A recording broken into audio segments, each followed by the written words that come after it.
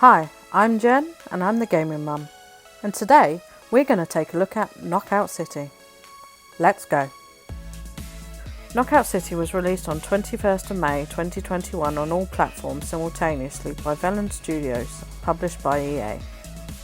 For the first 10 days the game was made completely free, and now you can play for free via the Xbox Games Ultimate Pass, or for free up to level 25 on Nintendo Switch, the PlayStation, Xbox and PC.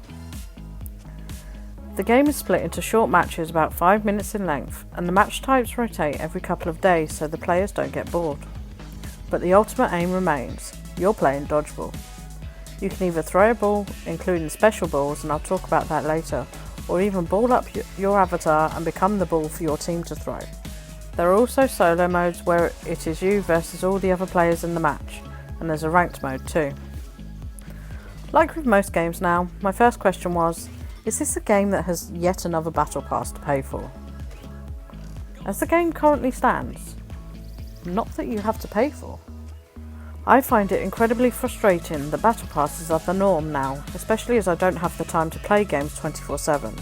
So most of the time for me, it's a waste of money, as if I want something later on in the pass, I'd have to buy my way there, and that is something I've grown to massively hate.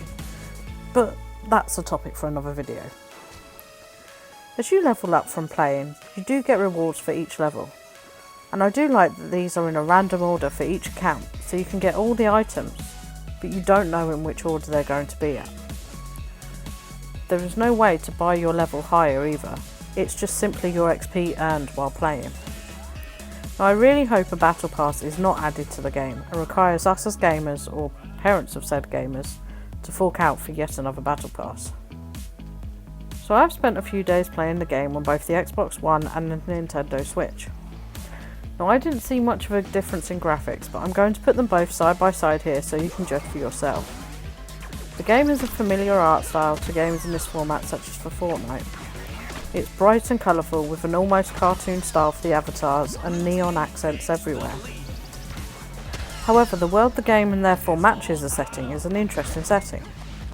There are hover cars, hover trains, and a slight vibe of the 1920s American city with high rises and a specific architectural style. It's pretty pleasing to look at. It isn't distracting at all. Well, once you've played on each map a few times and don't get distracted like I did, and met an untimely end due to being on the train's path. Now the game itself runs really well on both the Nintendo Switch and the Xbox One, though I had more connection errors weirdly on the Xbox One for some reason, where people dropped from the game. Now this could have been a coincidence. I think both the Switch and the Xbox are viable places to play the game on, without any graphical advantage for another system.